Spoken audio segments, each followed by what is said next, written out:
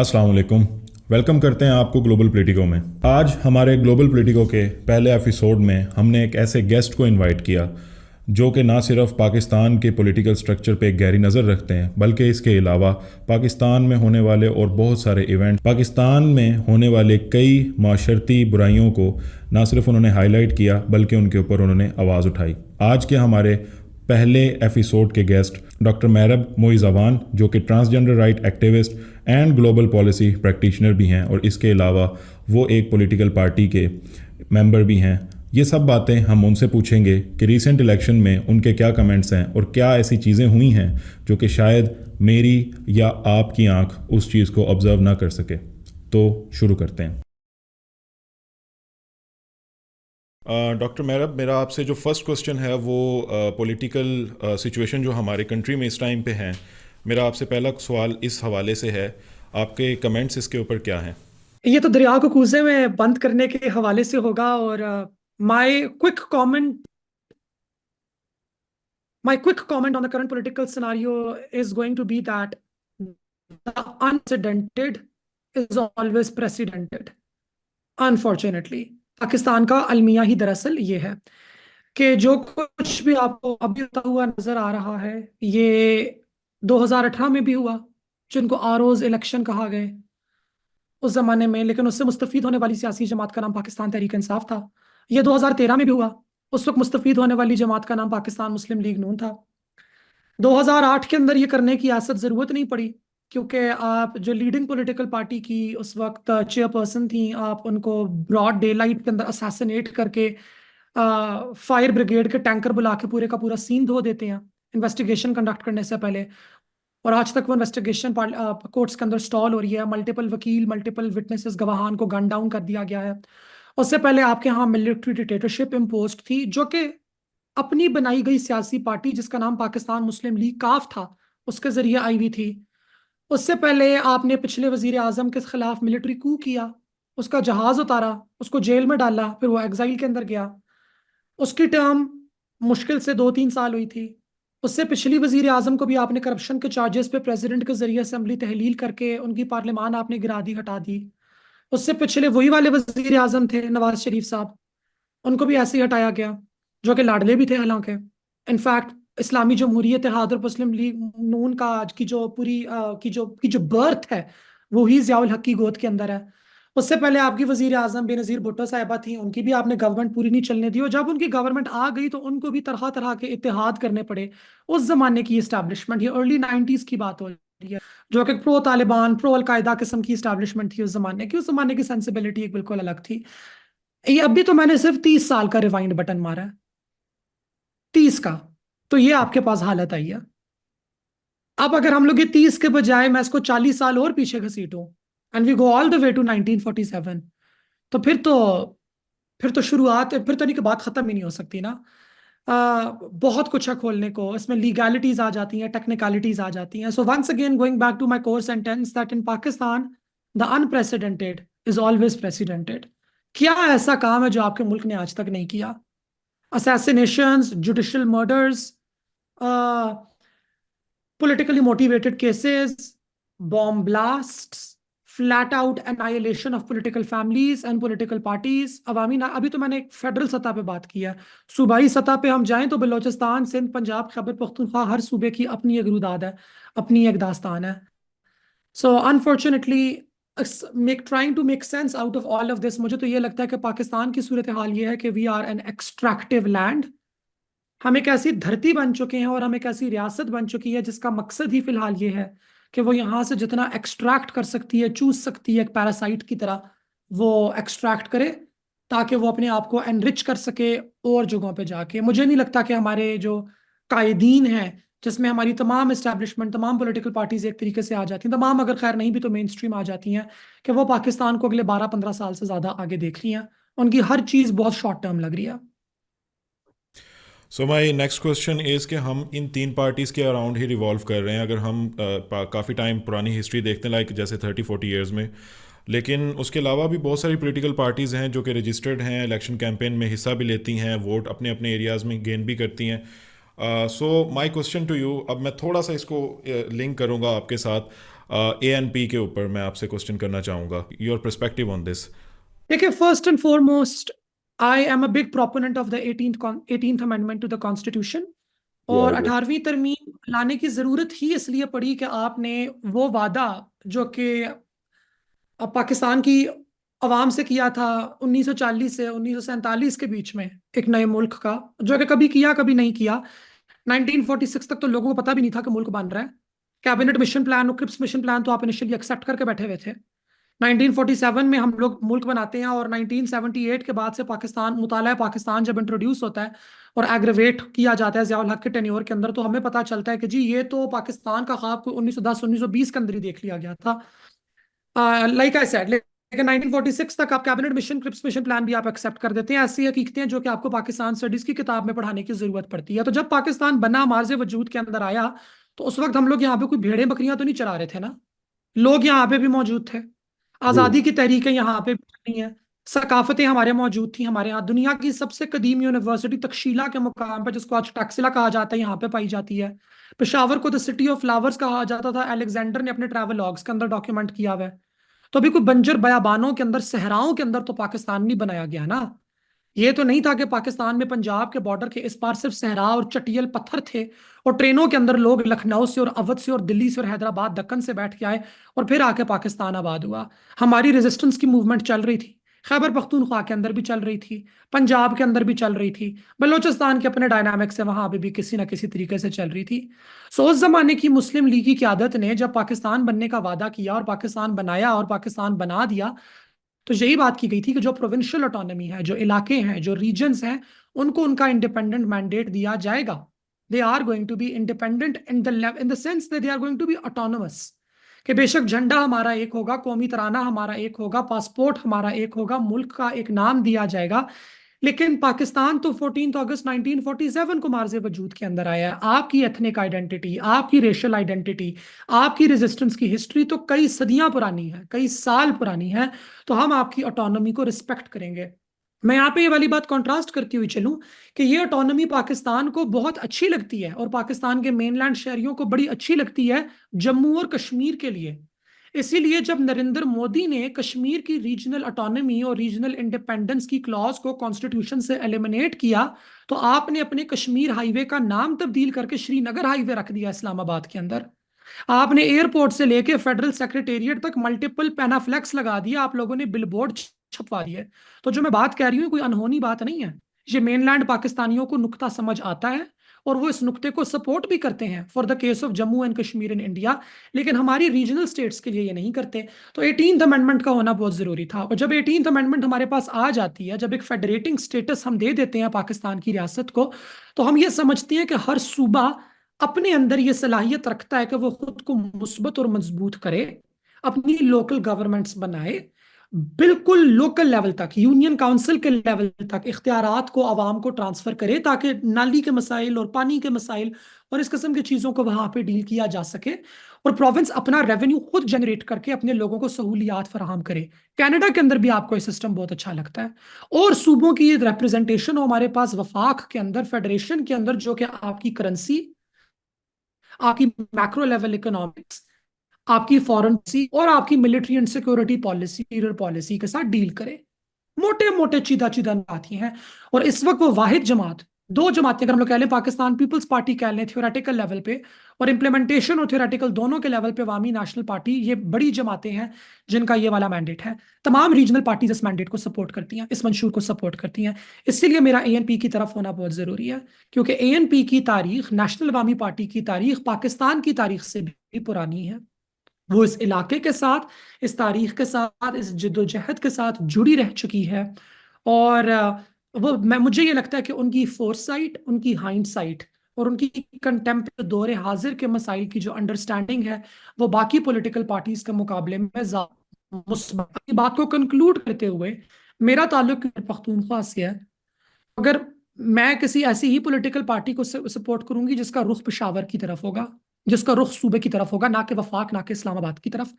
अगर आपकी पार्टी का जो अज़म है, आपकी पार्टी का जो मेन एम्बिशन है, वो वजारत उज़्मा की कुर्सी संभालना है, वफाकी पार्लियामान के अंदर सदारत हासिल करना है, मेजॉरिटी हासिल करना है, तो आपने सूबे को इग्नोर कर दिया हुआ है। सही। एक चीज़ मैंने यहाँ पे आपसे पूछनी थी, इलेक्शन मैंडेट जो है, अब हर बंदा लेवल प्लेइंग फील्ड के बारे में बात कर रहा है एक्सेप्ट ऑफ पीएमएलएन। तो लेवल प्लेइंग फील्ड आपने इस बार कितनी देखी है? मैंने लेवल प्लेइंग फील्ड इस दफा उतनी ही देखी थी, और 13 में देखी थी और 8 में देखी थी। 2008 में हमारे election were rule of the Taliban and Al Qaeda impose. 2013 के अंदर हमने इलेक्शंस के अंदर प्रॉपर रिगिंग देखी, हम सबको पता है कि रिगिंग हुई, उस जमाने में भी रिपोर्ट हुई। और साथ ही में आपकी दो पार्टीज को बम्बों के जरिए मसला था, आवामी नेशनल पार्टी को, पाकिस्तान पीपल्स पार्टी, पार्लियामेंटेरियंस को। 2018 के अंदर भी हम लोगों ने आरओ इलेक्शंस देखे। उन आरओ इलेक्शंस की वजह से मुस्तफीद किया गया पाकिस्तान तहरीक इंसाफ को, और उस बाकी पार्टीज को जेलों के अंदर बंद किया हुआ था। पाकिस्तान मुस्लिम लीग नून की क़यादत सारी गायब थी, बिकॉज वो जेलों के अंदर बंद थी। तरह तरह के झूठे मजाक वाले केस उनके ऊपर किए गए थे। और 2023 के अंदर और इसके अंदर भी हमें यही पाकिस्तान तहरीक इंसाफ की क़यादत बार्स के पीछे है। एटलीस्ट कम से कम दो अफराद उनमें से ऐसे हैं जो जानबूझ के बार्स के पीछे हैं, क्योंकि वो नहीं चाहते कि क्योंकि सुनकर उनका मजलूमियत का नैरेटिव उनका स्ट्रेंथन होता है। इस पर किसी और दिन बात करेंगे। But chief among them is Pakistan Muslim League काफ के पुराने सरबराह परवेज इलाही साहब। लेकिन एक पॉलिटिकल पार्टी की अच्छी खासी बुरी हो रही है, हमें नजर आ रही है, वो पाकिस्तान तहरीक इंसाफ है। और जिस दिन इलेक्शंस होते हैं उस दिन जो कुछ हुआ वो आप सबके आगे है। हर पार्टी के साथ धांधली की गई है, हर MQM को भी सपोर्ट किया गया है, जेयू सपोर्ट वजीरिस्तान वाली सीट के ऊपर।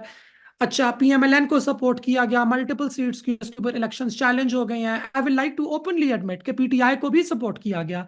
ये तो नहीं हो सकता ना कि आपके तीन के तीन सूबों के अंदर धांधली हुई है मगर एक सूबा धांधली से बिल्कुल पाक था। वाह जी वाह, खैबर पख्तूनख्वा बड़ा बेहतरीन है। खैबर पख्तूनख्वा में तो जाली वोट किसी को पड़ा ही नहीं। खैबर पख्तूनख्वा में तो किसी पार्टी की क़यादत को फोन कॉल्स आई नहीं, किसी को भी फोन कॉल नहीं आई।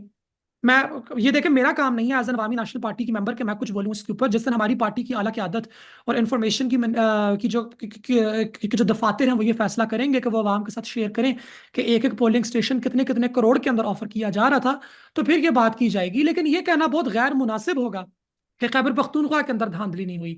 धांधली यहाँ पे भी हुई है, और धांधली कहीं पे हर सीट के ऊपर जिसने जितने पैसे दे दिए बस वहां पे किसी ना किसी तरीके से एडजस्टमेंट की गई है। ये कहना कि इस तमाम सीटों के ऊपर धांधली हुई है is going to be a lie. ये कहना कि एक पार्टी सिंपल मेजॉरिटी जीती है is going to be a lie. That is definitely exaggeration. क्या पाकिस्तान तहरीक इंसाफ का जो करंट मैंडेट है सीट्स के हवाले से, क्या वो इससे ज्यादा होना चाहिए था? मुझे लगता है यस, और मुझे लगता है वो बढ़ेगा जैसे इलेक्शन ट्राइब्यूनल्स के आगे ये केसेस जाना शुरू होंगे। Did Pakistan Tehreek Insaf win 170 and 170 plus seats as a simple majority? No I did.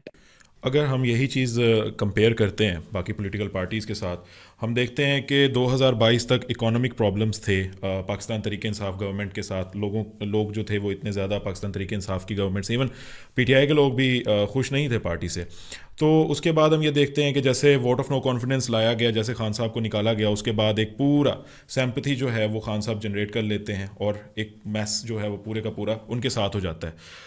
तो अब आपको ये लगता है कि अब चांसेस हैं, अगर कभी भी इलेक्शन होते हैं, बहुत सारे लोग ये कहते हैं कि ये 6 महीने तक नहीं चल सकते, बहुत सारे लोग ये कहते हैं कि बस ये 2 साल की बात है, इनसे इकॉनमी नहीं संभाली जानी जैसे हालात चल रहे हैं, लेकिन हम 5 साल को भी अज्यूम कर लेते हैं कि उसके बाद जब भी इलेक्शन होंगे, डू यू सी के PMLN पीपल्स पार्टी ने जितनी अब सीट्स ली हैं इसी तरीके से वो सक्सेसफुल हो सकेंगे? PTI जो है वो ज़्यादा हैविली कम बैक कर सकेगा? इसके बारे में आपकी क्या प्रडिक्शंस हैं? देखिए, प्रिडिक्ट करना anything at this point is going to be a little myopic, because में हम किसी एक तरीके से बात सोच रहे होते हैं, हो जाती वो किसी और तरीके से। हम पाकिस्तान पीपल्स पार्टी के लिए इस वक्त बेहतरीन फैसला यही था, इस वक्त इनफैक्ट किसी भी पॉलिटिकल जमात के लिए बेहतरीन फैसला यही है कि वो अपोजिशन के अंदर बैठे। क्यों? क्योंकि IMF का रिव्यू आ रहा है, नंबर 1। नंबर 2, बलोचिस्तान के अंदर जो सेपरेटिस्ट ताकतें हैं वो सारी मुत्तहिद हो चुकी हैं, और आपके पास एक एक्टिव सेशन की मूवमेंट चल रही है बलोचिस्तान के अंदर। और जो सेशन की मूवमेंट के पीछे का जो कॉन्टेक्स्ट है वो कॉन्टेक्स्ट भी बहुत दर्दनाक है। रियासत के अपने बहुत ज्यादा मजालिम और अपने बहुत से जुर्म हैं जो कि उस आबादी के ऊपर किए गए हैं, बलोच अवाम के साथ किए गए हैं, जिनको आप जस्टिफाई भी नहीं कर सकते। अच्छा, ऑन टॉप ऑफ दैट आपकी एक आइसोलेटेड फॉरेन पॉलिसी थी इमरान खान साहब के बाद, जिसके बाद जरा सा उसको बेहतर किया बिलावल भुट्टो जरदारी साहब ने। लेकिन अभी भी पाकिस्तान, हिलरी क्लिंटन ने एक जमाने में कहा था कि पाकिस्तान एक इंटरनेशनल आयन है, अभी दोबारा हमारी उस किस्म की इमेज बन चुकी है। और ये कामयाब बनाने के अंदर इंडिया की मोदी गवर्नमेंट की जो फॉरेन पॉलिसी का आम है, और उनकी जो इंडिया की जो डायस्पोरा, जिसको एनआरआईज कहा जाता है, नॉन रेजिडेंट्स, उनका एक बहुत बड़ा रोल है। पाकिस्तान इस चीज को इफेक्टिवली कॉम्बैट नहीं कर सका इंटरनेशनल फ्रंट के ऊपर। इंटरनेशनल फ्रंट के ऊपर पाकिस्तान की पोजीशनिंग इंडियन पोजीशनिंग के मुकाबले में बोर है। और मैं वॉशिंगटन डीसी में रह चुकी हूँ, मैं एज अ लॉबियस्ट वहां पे जॉब कर चुकी हूँ। मैं आपको ओपन बात कर रही हूँ कि पाकिस्तानियों को ना ही कोई इंटेलेक्चुअल समझता है, ना स्मार्ट समझ, एंटर होते हैं तो लोगों की आंख चढ़ जाती है। इंडियंस को अभी भी इस रवैये का सामना करना नहीं पड़ता। वो काफी हद तक अपनी एक इमेज को अच्छे तरीके से स्ट्रेंथन कर चुके हुए हैं। अब जो भी सूरत हाल हो, रहना तो आपने इसे दुनिया के अंदर है ना, मरीख पे जाके नया पाकिस्तान तो अब आबाद नहीं कर सकते। अमेरिका जितना बुरा हो जाए, बरतानिया जितना बुरा हो जाए, यूरोपियन यूनियन के जितने भी ड्रामे हो जाए, रहना तो at the end of the day आपने इसी ग्लोबलाइज्ड वर्ल्ड के अंदर है, और इसी के अंदर आपने किसी ना किसी तरीके से फंक्शन करना है। So you need somebody with who has their head on their shoulders, who is going to be able to be who is able to navigate all of this. And I think the only person who is able to navigate all of this from mainstream political parties is Bilawal Bhutto Zardari और Nawaz Sharif. Did they win the public mandate इस level के ऊपर कि वो एक simple majority के साथ अपनी गवर्नमेंट कायम कर सकें? नो। और ये चीज है जहां पे बुनियादी मसला खड़ा होता है। पाकिस्तान तहरीक इंसाफ को कैंपेन और प्रोपेगेंडा बहुत अच्छा चलाना आता है, और ये कोई नेगेटिव स्टेटमेंट नहीं है, ये बहुत पॉजिटिव स्टेटमेंट है। लेकिन जब वो सीटें जीत जाते हैं और हल्फ उठाने का वक्त आ जाता है, उसके बाद पाकिस्तान तहरीक इंसाफ हो जाती है फ्लॉप। उनको बिल्कुल समझ नहीं आती कि वो क्या करें। आप क्लाइमेट मिनिस्टर आपने लगाया हुआ सरताज गुल को, who is a brilliant person, brilliant campaigner. Dera Ghazi Khan जैसे इलाके के अंदर एक नौजवान औरत का जनरल इलेक्शंस के ऊपर कंसेक्यूटिवली 2 दफा सीट लेकर आना, दबंग खातून है वो। But climate minister, really? Ali Amin Gandapur को चीफ मिनिस्टर खैबर पख्तूनख्वा के ओहदे पे बैठाना, रियली? जैसे पहले आपने परवेज खटक के साथ किया है। तो गवर्नमेंट जीतने से पहले तक तो पीटीआई बड़ी तगड़ी होती है, उसके बाद आके वो फॉल्टर करती है। तीसरा मसला आ जाता है पीएमएलएन का। नवाज शरीफ साहब स्टेट्समैन है, नो डाउट अबाउट इट, लोगों को जितने बुरे लगे, ये आपको मानना पड़ेगा कि Nawaz Sharif is a statesman, and people do take Nawaz Sharif seriously in the global world, in Pakistan as well. Traders के साथ, इंडस्ट्रियलिस्ट के साथ उनके अच्छे ताल्लुकात हैं, अच्छे तरीके से वो एक चीज़ को आगे लेकर चलते हैं, उनकी इकोनॉमिक पॉलिसी से लाख एतराज़ात। मगर नवाज शरीफ के साथ जी जुड़े हुए पैकेट के अंदर एक के साथ दूसरा फ्री आता है इसहाक डार, जिनकी डारोनॉमिक्स के ऊपर उनका जो अपना एक स्टाइल है मैक्रो इकोनॉमिक स्टेबिलिटी क्रिएट करने का आर्टिफिशियल किस्म का, उसके ऊपर बात हो चुकी है। तो आपके एक बुनियादी से सवाल का मैंने एक बड़ा गंभीर सा जवाब दे दिया, जिसे मैंने कुछ भी खुल के नहीं बोला, लेकिन कहने का मतलब मेरा दोबारा यही है कि आप एक बंदा बिठाएं कि दूसरा बंदा बिठाएं कि तीसरा बंदा बिठाएं, हर जगह पे मसला है। बिलावल भुट्टो जरदारी को आप कैबिनेट दे नहीं सकते बिकॉज पाकिस्तान पीपल्स पार्टी नंबर 3 पे है। पीएमएलएन को अगर आप देना चाहें तो दे दें, लेकिन क्रेडिबिलिटी बहुत कच्ची होगी, क्योंकि वो डायरेक्ट अपोनेंट है पीटीआई की, और पीटीआई का प्रोपागेंडा आर्म बहुत स्ट्रांग है। और नवाज शरीफ साहब तो इसहाक डार को गोदी के अंदर बिठा के फिरते हैं, वो उनसे कता तालकी करने के लिए बिल्कुल भी तैयार नहीं है। और इसहाक डार अगर आ जाते हैं तो कोई भी आपको नहीं सपोर्ट करेगा थिंकर्स के अंदर, प्रोसेस के अंदर। और तहरीक इंसाफ, मेरी अपनी ख्वाहिश यही है कि तहरीक इंसाफ इस दफा सामने आए और आके हुकूमत बनाए। 1.5 साल बाद अवाम उनके साथ फिर क्या सलूक करती है वो आपको नजर आ जाएगा। मेरा डोंट तो यू यही थिंक मानना है कि पाकिस्तान तहरीक इंसाफ लेड को गवर्नमेंट की ऑप्शन देनी चाहिए। डोंट यू सी कि आपने अभी सागडार की बात की थी, जो 2022 से लेके कुछ टाइम तक जो मिफ्ता इस्माइल आए थे और उन्होंने जिस तरीके से इकोनॉमी को रन किया था एट दैट टाइम, तो वो क्रेडिट सारा बाद में सागडार ने लिया कि हमने एक जगह पे डॉलर को कुछ अरसे के लिए होल्ड कर लिया। बिल्कुल ऐसे ही है। देखिए, इकोनॉमिक्स का जो भी रिजल्ट होता है ना, वो देर पा होता है, वो आपको कुछ अरसे के बाद नजर आता है। और इसीलिए बिलावल भुट्टो जरदारी साहब की जानिब से जो एक तजवीज़ थी कि हम एक चार्टर ऑफ डेमोक्रेसी के साथ साथ एक चार्टर ऑफ इकोनॉमिक्स, मिसाक एक मीशत भी हमें साइन करने की ज़रूरत है, ताकि पार्टीज जो है वो एक कोर प्रिंसिपल के ऊपर आके ज़रूर एग्री करें, वो बहुत ज़रूरी है। मिसाल के तौर पर आप इंडिया की मिसाल लें। इंडिया की करंट इकोनॉमिक प्रोग्रेस की बहुत बड़ी वजह मनमोहन सिंह की स्मार्ट पॉलिसीज हैं। और मनमोहन सिंह की स्मार्ट पॉलिसीज आने से पहले पजल कंप्लीट होना जरूरी था, जो कि नेहरू ने अपने जमाने में किया था through the establishment of Indian institutes of technology, IIT जिसे कहा जाता है। आज आपके पास इंडिया का जो बिगेस्ट एक्सपोर्ट है दैट इज इंजीनियर्स। आप सिलिकॉन वैली के अंदर जाएं ना, आप इंडिया चले जाओ, आप लिटरली किसी इंजीनियरिंग कॉलेज के ना, अमेरिका में आप कहीं पे भी जाओगे किसी भी इंजीनियरिंग की फील्ड में, आधे से ज्यादा लोग इंजीनियर्स जो है उनके सारे वो इंडियंस बैठे हुए होंगे। And not just main, also women. Women, आपकी रेगुलर विमेन, मेरे को बहुत, मैं पॉश कोई मॉडर्न बर्गर बेब्स का जिक्र मैं नहीं कर रही, मैं आपकी सादी सादी लोअर मिडिल क्लास खातन का जिक्र कर रही हूँ जिन्होंने इंजीनियरिंग पढ़ी है और उसके बाद वो अमेरिका जाके शिफ्ट हुई है। इतना बड़ा उसका वो स्केल अप था। अब उसके ऊपर बिल्डअप ऑन किया इंडिया के मनमोहन सिंह ने और उसने आके अपनी पॉलिसीज बनाई। क्रेडिट किसने उठाया? मोदी जी ने। मोदी ने बोले तो सारे का सारा जो कुछ आपको नजर आ रहा है ये किया हुआ काम मेरा है। देखिए, मैं अगर आज आके पौधे का बीज लगाती हूँ तो शायद उस पौधे का फल खाने का फायदा मुझे ना हो, वो फल मुझे नसीब ना हो सकता है वो फल मेरी औलाद को नसीब हो, या मेरे बाद इस मकान में जो कोई आएगा उसको नसीब होगा। तो डेफिनेटली मिफ्ता इस्माइल की एक बहुत प्रूडेंट प्रूडेंट मैं यहाँ पे लफ्ज इस्तेमाल करूंगी, कॉशियस और प्रूडेंट एक मैक्रो इकोनॉमिक फिस्कल स्टेबिलिटी की उनकी पॉलिसी थी, जो कि बहुत थोड़ा अरसा चली और वो अच्छी चली। इसहाक डार साहब करते क्या है आम फहम के अंदर, मैं लोगों के लिए आपके एक्सप्लेन कर दूं जो आपके देख रहे होंगे, वो आके डॉलर के रेट को फिक्स कर देते हैं। उसकी वजह से पाकिस्तान के अगेंस्ट डॉलर सस्ता हो जाता है, पाकिस्तानी रुपये के अगेंस्ट। तो लोग क्या करते हैं, लोग इंपोर्ट्स प्रेफर करते हैं। पहली जो चीज आपको 2 लाख का इंपोर्ट पड़ा था, अब वो आपको 1 लाख का इंपोर्ट पड़ेगा। तो पाकिस्तान के अंदर जितनी भी चीजें मौजूद नहीं है वो आप इंपोर्ट करके बाहर से लेकर आएंगे और आप उसके जरिए पाकिस्तान की इकोनॉमी चलाएंगे। मसला क्या होता है, आपका इंपोर्ट इंक्रीज हो गया, आपका एक्सपोर्ट डिक्रीज हो गया, ऑटोमेटिकली आपकी मैक्रो फिस्कल स्टेबिलिटी अफेक्ट होगी इन द लॉन्ग रन। अगर आपने डॉलर को फिक्स करना है और आपने पाकिस्तान की अपनी एक्सपोर्ट कैपेसिटी को बढ़ाने के लिए पाकिस्तान के अंदर इंडस्ट्रीज को इंप्रूव नहीं करना, बिजनेस क्लाइमेट को इंप्रूव नहीं करना, लोगों को कैपिटल फराहम नहीं करना, टैक्स की पॉलिसी को बेहतर नहीं बनाना, इंटरनेशनल पेमेंट्स का कोई मैकेनिज्म नहीं लाना, तो आप अपने मुंह के ऊपर चांटा मार रहे हैं। आपने सिर्फ इंपोर्ट्स को इंक्रीज किया है, एक्सपोर्ट्स को और डिक्रीज किया है। एक्सपोर्ट्स को और डिक्रीज करेंगे तो आपकी इंडस्ट्री और बुरे तरीके से तबाह होगी। तो कल को जब आपको डॉलर को एक्चुअल रेट पे लाना पड़ेगा तो आपका मुल्क खसारे के अंदर चला जाएगा। This is daronomics. और इसहाक डार साहब को बस यही एक उनको एक तड़का लगाना आता है। इसके अलावा उनके पास he does not have any more tricks up his sleeve. So all of us are against Ishaq Dar as the finance minister. Okay, so my question, next question is to you कि पंजाब वर्सेस ऑल, हमने ये देखा है कि हमेशा जो है वो पंजाब ने जो बेनिफिट्स उठाए हैं हमेशा से। बलूचिस्तान की स्ट्रगल हम देखते आ रहे हैं, केपीके में भी हम एक स्ट्रगल देखते आ रहे हैं, सिंध में भी हम थोड़ी बहुत ही स्ट्रगल हमने ज़रूर देखी है, थोड़ा सा डिफरेंस हमने देखा है पॉवर्टी के हिसाब से भी। लेकिन पहली बार ऐसा हुआ है कि पंजाब के लोगों को भी रियलाइज़ हुआ है कि रियल स्ट्रगल है क्या। इवन वो पीटीआई सपोर्टर हों, बट समहाउ एक मेजोरिटी है जो कि पीटीआई को सपोर्ट करती है और उन्होंने वो चीज़ देखी है जो कि पिछले 70 साल में पाकिस्तान के बाकी तमाम एरियाज़ में हो रही है। So what are your comments on this? My comments on this are a little less optimistic compared to you.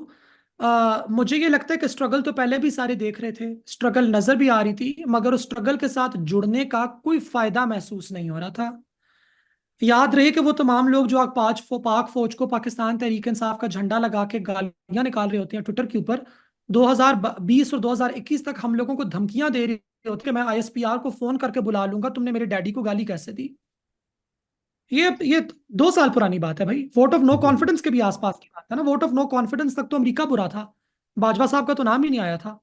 Bajwa साहब का नाम भी तो वो जरा बाद में खान साहब ने बोला कि नहीं नहीं अमेरिका ने मुझे नहीं मारा, मुझे बाजवा ने मारा है। फिर बोला नहीं बाजवा ने मारा, नहीं अमेरिका ने मारा, यानी कि वो होता रहा ना, चेंज होती रही वो जी। सारी की सारी लॉयल्टी। तो नजर ये पहले भी आ रहा था, मगर इस स्ट्रगल में उनका साथ देने का कोई फायदा नहीं था क्योंकि इनकी अपनी अलाइनमेंट हुई हुई थी एस्टैब्लिशमेंट के साथ। मुझे ये लगता है कि पाकिस्तान की जमहूरियत अब एक एवोल्यूशन, एक इर्तिका के अमल में जरा सी आगे बढ़ गई है, जबकि now we have turned to something called voting blocs instead of voting alignment. Voting blocs में ये होता है कि आप अपनी तमाम वोटिंग डिसीजंस अपनी एक अलाइनमेंट की बुनियाद पे आप डिसाइड नहीं करते हो, आप बल्कि ये देखते हो कि अगर मुझे इस चीज में फायदा हो रहा है इस बंदे के साथ मिलने का, तो मैं इस चीज की खातिर इसके लिए इस साथ हाथ मिला लूंगा। बाकी चीजों में मुझे किसी और के साथ फायदा हो रहा है उसके लिए मैं किसी और से हाथ मिलाऊंगा। यूं करके आप चलते हो जरा सा। जैसे पंजाब के अंदर और सेंटर के अंदर एमडब्ल्यूएम के साथ अलायंस है, जो कि एक कहा जाफरिया वालों की सियासी जमात है, लेकिन अब जरा देवबंदियों की लेड JUIF के साथ भी सलाम दुआ करने की बात की जा रही है आपकी तरफ से। ये आज ही की है ना, 15 फरवरी की, जो हमें बैरिस्टर गोहर साहब ने हमें बताया। तो ये वोटिंग ब्लॉक्स के हम जमाने में आ गए हैं। इसका फायदा भी है और इसका नुकसान भी है। इसका फायदा यह कि हमें ये नजर आता है कि ये वो जगह जहां पे पार्लियामेंट्री डेमोक्रेसी बहुत मच्योर हो चुकी है, जैसे कि यूरोप के अंदर, वहां पे ये वाली चीज बहुत कॉमन है कि आपको सेंटर राइट की पॉलिटिकल पार्टीज कभी कभार नजर आता है कि वो ग्रीन्स के, जो कि फार लेफ्ट होते हैं, ग्रीन्स के जो 12-13 लोग सीटें जीते हुए होते हैं, उनको अपने साथ में लाके एक हुकूमत बना रहे होते हैं। हमें नजर आता है कि एक फार राइट के 2-3 लोग भी होते हैं, एक फार लेफ्ट के 2-3 लोग भी होते हैं, और बाकी तमाम लोग सेंटर के होते हैं जिनको साथ रख के आप एक हुकूमत अपनी आगे लेके जा रहे होते हो। उसका फायदा ये होता है कि आपकी जो कैबिनेट है वो बड़ी रिप्रेजेंटेटिव होती है, पब्लिक मैंडेट की अगर नहीं भी तो अवाम के मूड की, कि वो जो अवाम का औस्तन सा सेंट्रिस्ट सा एटीट्यूड है उसकी भी अक्कासी कर रही है, और लेफ्ट विंग के और राइट विंग के जो एक्सट्रीम ओपिनियंस हैं वो भी आपकी काबीना में किसी न किसी सूरत के ऊपर आ रहे हैं। क्लाइमेट के ऊपर आप लेफ्ट के ओपिनियंस को सामने ले आते हो, इमिग्रेशन के ऊपर आप कंजर्वेटिव्स के, फार राइट कंजर्वेटिव्स के ओपिनियंस को सामने ले आते हो। मसला क्या है? क्या ये पाकिस्तान में चल सकेगा? अब हमें यह देखने की जरूरत है, बिकॉज पाकिस्तान में भी तक डेमोक्रेटिक नॉर्म्स कुछ इस तरीके से आई हैं कि हम लोग डेमोक्रेसी के नाम पे भी बादशाहत कायम काम करते हैं।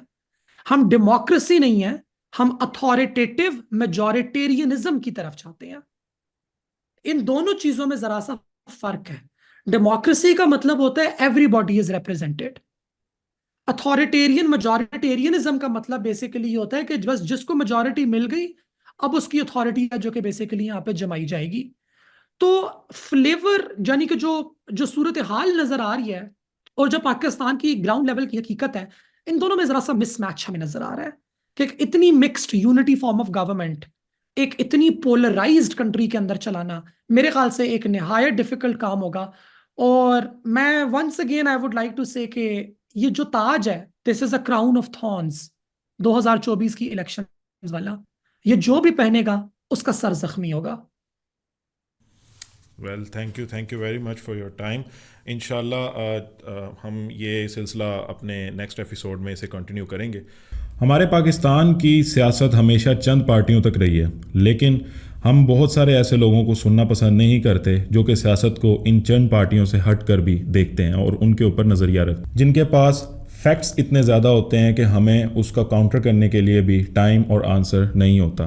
तो हमें इन तमाम नज़रियात पर भी गौर करना चाहिए ताकि हमें पता चले कि हकीकी पॉलिटिक्स या हकीकी सियासत होती क्या है। हम इसी तरह अपने मज़ीद गेस्ट के साथ आपसे अगली वीडियो में मुलाकात करते रहेंगे। चैनल को सब्सक्राइब करना मत भूलिएगा। तब तक के लिए अल्लाह हाफ़िज़।